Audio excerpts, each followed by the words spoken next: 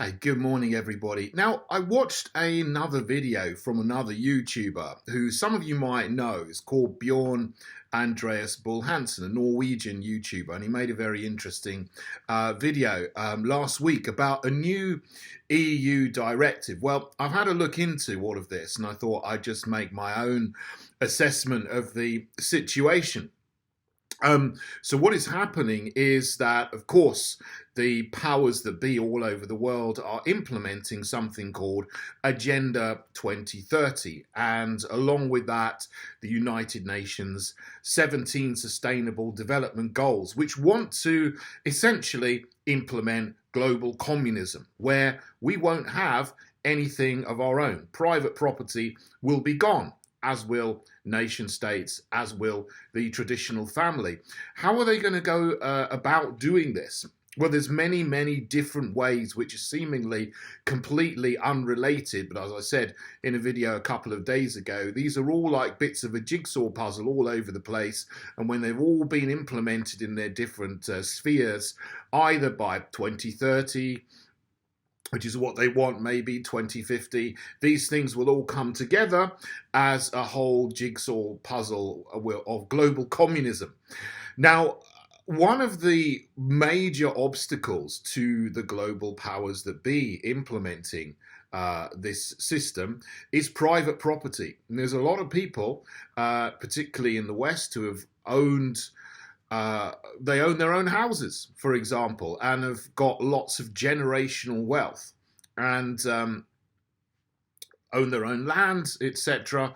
And that is a bulwark against the powers that be being able to, completely destroy wealth all at once, because people who have their own property, their own lands, their own assets are to some extent sheltered from what will happen if you've just got a few grand in the bank and that just disappears when there's a bail-in.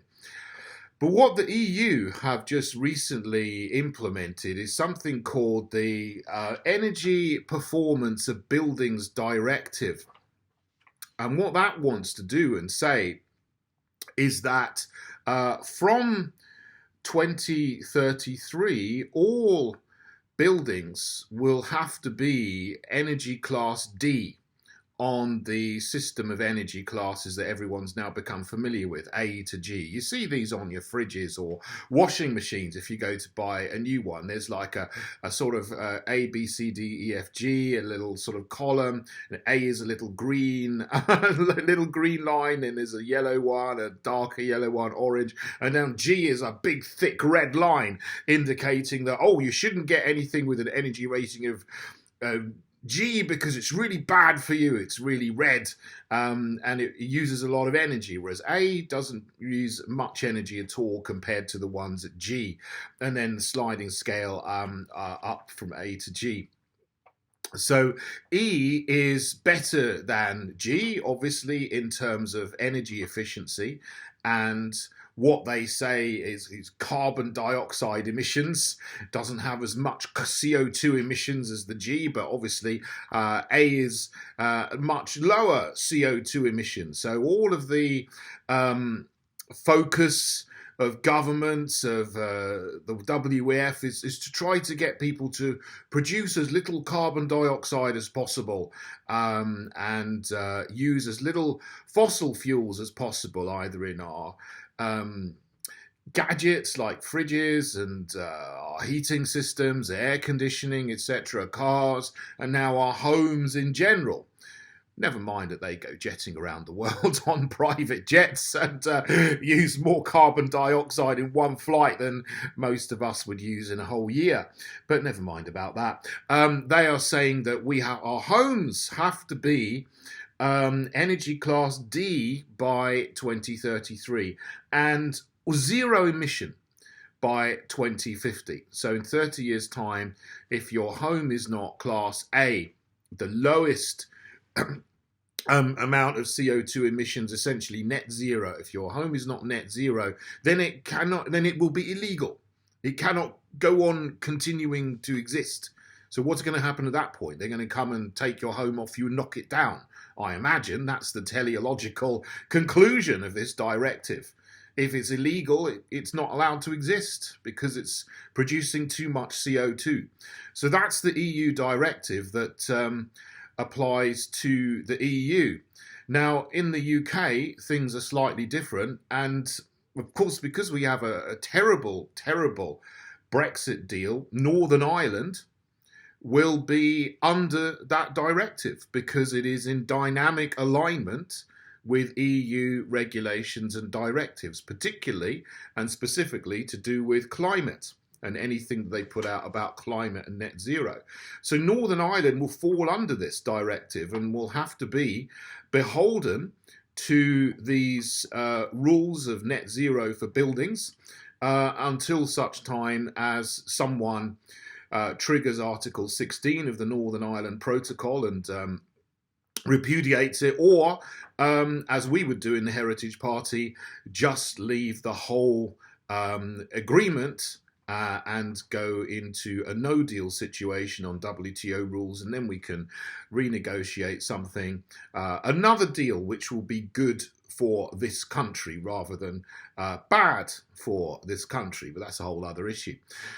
Situation in the UK, however, well, the Great Britain part of the UK, not the Northern Ireland part of the UK that is imprisoned still in these regulations and directives. But for GB, for England, Scotland and Wales, we're not under this directive, thank goodness. But that doesn't stop our crazy climate alarmist government and the other political parties in Westminster who all support the narrative of climate alarmism from making up something even worse. Because you've got here, even though we don't have to be under this EU directive, there are some new energy performance of buildings regulations that have been implemented. Now, this covers rented property, not property that's owned, but just rented property. Already, any new contracts in the rented sector have to be at least or maximum grade E on that scale. So not as bad yet, but by 2030, they're going to have to be grade C. So more stringent regulations for properties in the rented sector, both commercial and private rented sector in the UK than in the EU. But they don't seem to cover property that's owned as such. When you sell a property, you have to have, the building has to have an energy performance certificate, but it doesn't seem yet, I can't find anything in the UK where there is a requirement for properties that are privately owned and then sold to adhere to any kind of standard. They can still be grade G on this A to G scale of energy performance. But if you're renting your building out or your home out to a tenant, or if you have commercial property, any kind of commercial property, it has to be grade E at the moment, and then will have to be grade C by 2030, and then I assume that they'll go the whole way to grade A by 2050. What this means in terms of architecture is terrible, because every single commercial rented property, block of flats, office block towers of office buildings and so on, just look absolutely hideous. They're just basically blocks, cubes that look horrible. There's no architectural beauty or anything to anything. Anything in the commercial sector is just like disgustingly ugly. And this is repeated now in the private sector, because most blocks of flats have at least some units which are rented out in the private rental sector, and there's no thought about building and constructing new residential property in any way which is coherent with the beauty of the towns and cities, the historic character of our heritage which we have in our towns and cities and villages in the UK. They just stick up tower blocks of hideously ugly carbuncles that are really, depressing to the soul, essentially. Perhaps that is communism. You imagine Eastern Europe, most of the places where people live are just horrible rectangular blocks of ugliness, no beauty in them whatsoever. And that's what's happening.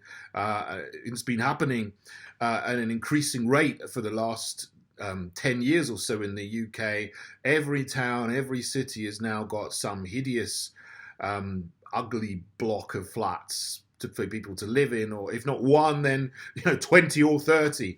You go around some suburbs of London like Lewisham and Croydon, in even some towns like Woking, for example. I mean, go through the train on Woking. It's just in Surrey. It's a completely different town to what it was 10 years ago, because they've just built huge blocks of residential flats, which are soulless boxes for people to exist in and connect through their smart meters to the 5G internet. There's no beauty in anything that's going on in architecture whatsoever. What I would say is just we need to get rid of all of these kind of silly regulations and build buildings, whether they are in the private sector or the rented sector, whether it's the residential sector or the commercial sector. Our buildings should be beautiful, and they should be built in the historic and traditional styles of the area and neighbourhoods that they are built in. I'm not against new buildings, but I am against destroying our countryside, and I am against destroying our towns and cities and villages with ugliness and overpopulation and intensification and densification, which are words that people often use to describe what they think needs to happen. They don't. The exact opposite needs to happen. We need beautiful, human, wholesome towns and cities with lots of open spaces.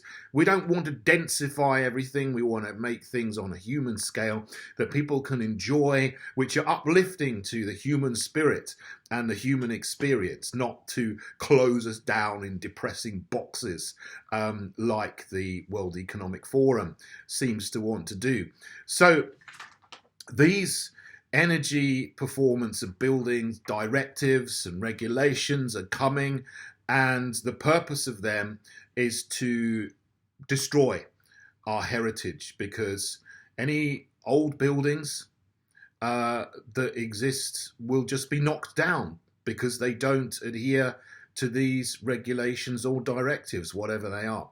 I visited Devon last week to open Heritage Party Devon branch, and that was a wonderful evening. I really had a good time with all the Heritage Party members in Devon. But what they're telling me is the local council there have earmarked 90 historic buildings for demolition in a small town because they have deemed not safe, either because they've been deliberately run down and neglected, or they have been deemed to be unsafe in terms of carbon dioxide emissions. So they need to be demolished, and to make way for horrible tower blocks again will just destroy the town centres that you've got there in Devon, and it's happening all around the country with local governments implementing this and the national governments implementing national regulations as well. So we just need to get rid of all of these silly regulations and let buildings that are beautiful carry on existing, and let's enjoy them and help them to thrive. And let's have more historic style buildings. Let's build new buildings in Georgian, Victorian, Edwardian, Renaissance, Tudor styles, not this horrible brutalist postmodern rubbish that is no good for anybody, apart from the property developers who are making lots of money out of it, many of whom have friendships with local councillors.